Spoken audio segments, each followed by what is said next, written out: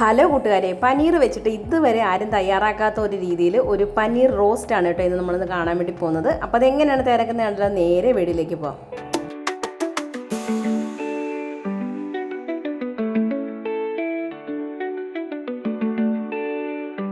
അപ്പം നമുക്ക് തയ്യാറാക്കാനായിട്ട് തുടങ്ങാം. അതിനായിട്ട് ഞാനിപ്പോൾ ഇവിടെ പനീർ എടുത്തിട്ടുണ്ട്. പനീർ ക്യൂബ്സ് ആണ് എടുത്തിരിക്കുന്നത്. അതൊരു 250 ഗ്രാം ഉണ്ട്. ആദ്യമേ അതിനകത്ത് മാരിനേറ്റ് ചെയ്ത് വെക്കണം. അതിനായിട്ട് ഒരു 1/2 ടീസ്പൂൺ മഞ്ഞൾപ്പൊടി, ഒരു 2 ടീസ്പൂൺ മുളക് പൊടി, ഒരു 1/2 ടീസ്പൂൺ കുരുമുളക് പൊടി, ഒരു ഇച്ചിരി ഉപ്പ്, പിന്നെ 1 ടീസ്പൂൺ വിനാഗിരിയും കൂടി ചേർത്ത് നല്ലതുപോലെ ഒന്ന് മിക്സ് ചെയ്ത് വെക്കണം. മിക്സ് ചെയ്ത് വെച്ചതിന് ശേഷം ഒരു 10-15 മിനിറ്റ് കഴിഞ്ഞിട്ട് വേണം നമുക്കിത് വറുത്തെടുക്കാനേ. ഇത് നല്ല ഡീപ്പ് ഫ്രൈ ആയിട്ടൊന്നും വറുത്തെടുക്കേണ്ട ആവശ്യമില്ല.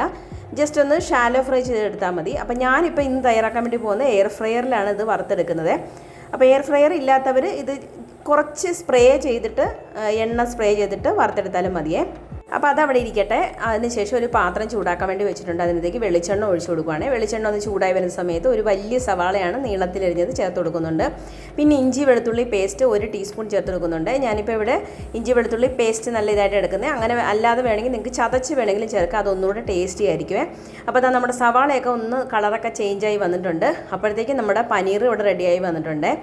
അതിനുശേഷം ഇതുപോലെ നമ്മുടെ സവാളയൊക്കെ ഒന്ന് കളറൊക്കെ ഒന്ന് ചേഞ്ചായി ഒരു ലൈറ്റ് ബ്രൗൺ നിറം ആകുന്നിടം വരെ ഒന്ന് വഴറ്റിയെടുക്കണം.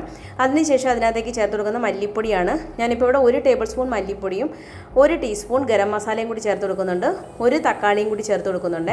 ഇനി ഇതെല്ലാം കൂടി നല്ലതുപോലെ ഒന്ന് ഇളക്കി യോജിപ്പിച്ചെടുക്കണം. അതിനുശേഷം ഇതിനകത്തേക്ക് കുറച്ച് വെള്ളം ഒഴിച്ചതിന് ശേഷം നമ്മുടെ തക്കാളിയൊക്കെ നല്ലതുപോലെ ഒന്ന് കുഴഞ്ഞു വരുന്ന രീതിയിലാവാൻ വേണ്ടിയാണ് കുറച്ച് വെള്ളം ചേർത്ത് കൊടുത്തിട്ട് ഇത് അടച്ച് വെച്ചിട്ട് ഒന്ന് നല്ലതുപോലെ ഒന്ന് വേവിച്ചെടുക്കണം കേട്ടോ. അപ്പോൾ ഈ തക്കാളി വെന്ത് വരുന്ന സമയത്ത് നമുക്ക് നല്ലൊരു ടേസ്റ്റി ആയിരിക്കും. അപ്പം അടി കരിയാതിരിക്കാൻ വേണ്ടിയാണ് കേട്ടോ ഈ വെള്ളം ചേർത്ത് കൊടുത്ത് വേവിച്ചെടുക്കുന്നത്. അപ്പോൾ കുറച്ച് ഒരു 1/4 കപ്പ് വെള്ളം ചേർത്ത് കൊടുത്തിട്ടുണ്ട്. ഇനി ഇത് അടച്ച് വെച്ചിട്ട് നമുക്ക് തക്കാളിയൊക്കെ നല്ല സോഫ്റ്റ് ആവുന്നിടം വരെ ഒന്ന് വേവിച്ചെടുക്കാവേ. അപ്പോൾ ഒരു 5 മിനിറ്റ് കഴിഞ്ഞപ്പോൾ തന്നെ നമ്മുടെ തക്കാളിയൊക്കെ ഒന്ന് വെന്ത് നല്ല കുഴഞ്ഞു വന്നിട്ടുണ്ട്. ഇടയ്ക്ക് ഞാനൊന്ന് ഇളക്കി കൊടുത്തിട്ടുണ്ടായിരുന്നു. അപ്പോൾ ഇളക്കി കൊടുത്താൽ മാത്രമേ കറക്റ്റായിട്ട് ആ ഒരു വേവ് എല്ലാ ഭാഗത്തോട്ടും ചെല്ലത്തുള്ളൂ കേട്ടോ. അപ്പോൾ വെന്ത് വന്നിട്ടുണ്ട്. ഇനി നമുക്ക് ഇതിനകത്തേക്ക് ചേർത്ത് കൊടുക്കേണ്ട നമ്മുടെ കുറച്ച് സ്പെഷ്യലായിട്ടുള്ള സാധനങ്ങളാണ് കേട്ടോ ഇനി ചേർത്ത് കൊടുക്കുന്നത്.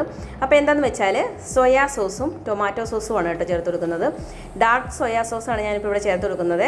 ഒരു 1/2 ടേബിൾ സ്പൂൺ ഡാർക്ക് സോയാ സോസും 1 ടേബിൾ സ്പൂൺ ടൊമാറ്റോ സോസും കൂടി ചേർത്ത് കൊടുക്കുന്നുണ്ട്. ഇനി ഇതെല്ലാം കൂടി നല്ലതുപോലെ ഒന്ന് ഹൈ ഫ്ലെയിമിലിട്ടിട്ട് നമ്മളിതൊന്ന് വേവിച്ചെടുക്കണം. കാരണം സോസിലൊരു കുത്തൽ ഉണ്ടാവും. ആ ഒരു കുത്തൽ മാറിക്കിട്ടാൻ വേണ്ടിയാണ് ഹൈ ഫ്ലെയിമിലിട്ട് നമ്മളിത് ഇളക്കിയെടുക്കുന്നത്. അപ്പോൾ നല്ലതുപോലെ ഒന്ന് ഇളക്കി യോജിപ്പിച്ചെടുക്കണം. അതിൻ്റെയൊക്കെ ഒരു കുത്തലുമണം മാറിയതിന് ശേഷം വേണം നമ്മൾ എടുത്ത് വെച്ചിരിക്കുന്ന പനീർ ക്യൂബ്സ് ഇട്ട് കൊടുക്കാനേ. അപ്പോൾ ഇവിടെ നല്ലതുപോലെ വഴറ്റിയെടുത്തിട്ടുണ്ട്. ഇനി നമുക്ക് നമ്മൾ വറുത്ത് വെച്ചിരിക്കുന്ന പനീർ ക്യൂബ്സ് ഉണ്ടല്ലോ അതും കൂടി അതിനകത്തേക്ക് ഇട്ട് കൊടുക്കാം കേട്ടോ. ഇട്ട് കൊടുക്കുവാണ്. അതിനുശേഷം ഇതിനകത്തേക്ക് നമ്മളിതൊന്ന് ഇളക്കി യോജിപ്പിച്ചതിന് ശേഷം ഇച്ചിരി ഒരു 1/2 കപ്പ് ചൂടുവെള്ളം ഒഴിച്ചു കൊടുത്തിട്ട് ഇതൊന്നുകൂടെ തിളപ്പിച്ചെടുക്കണേ. കാരണം ഇത് ഈ നമ്മുടെ അരപ്പൊക്കെ ഉണ്ടല്ലോ നമ്മുടെ പനീറിലോട്ടൊന്ന് പൊതിഞ്ഞ് കിട്ടാൻ വേണ്ടിയാണ് അങ്ങനെ ചെയ്യുന്നത്. അല്ലാന്നുണ്ടെങ്കിൽ നമ്മുടെ ഈ തക്കാളി ഇതെല്ലാം ഇങ്ങനെ വേറിട്ട് നിൽക്കുവേ. അപ്പോൾ ഒരു 1/2 കപ്പ് വെള്ളവും കൂടി ചേർത്ത് കൊടുക്കുന്നുണ്ട്. 1/2 കപ്പ് വേണമെന്നില്ല, ഒരു 1/4 കപ്പാണെങ്കിലും മതി കേട്ടോ. അപ്പോൾ അതും കൂടി ചേർത്ത് കൊടുത്തതിന് ശേഷം അടച്ച് വെച്ചിട്ട് ലോ ഫ്ലെയിമിൽ ഒന്ന് തിളപ്പിച്ചെടുക്കുവാണ്. അപ്പോൾ അത്രയേ ഉള്ളൂ, നമ്മുടെ പനീർ റോസ്റ്റ് ഇവിടെ റെഡി ആയിട്ടുണ്ട്. ലാസ്റ്റ് ഇതിനകത്തേക്ക് കുറച്ച് എരിവിന് വേണ്ടി ഞാനിവിടെ 3 പച്ചമുളക് ഇട്ട് കൊടുക്കുവാണ്. ലാസ്റ്റ് കുറച്ച് കറിവേപ്പിലയും കൂടി ചേർത്ത് കൊടുക്കുവാണ്. കുറച്ച് മല്ലിയില ഉണ്ടെങ്കിൽ അതും കൂടി ചേർത്ത് കൊടുക്കുക. അപ്പോൾ അത്രയേ ഉള്ളൂ, നല്ല ടേസ്റ്റി ആയിട്ടുള്ള പനീർ റോസ്റ്റ് ഇവിടെ റെഡി ആയിട്ടുണ്ട്. അപ്പോൾ എല്ലാവരും ട്രൈ ചെയ്ത് നോക്കാം. ട്രൈ ചെയ്ത് നോക്കിയിട്ട് ഫീഡ്ബാക്ക് ഇടാൻ മറക്കരുത്. പുതിയൊരു വീഡിയോ ആയിട്ട് വരുന്നതിന് വരെ thanks for watching. Thank you. By.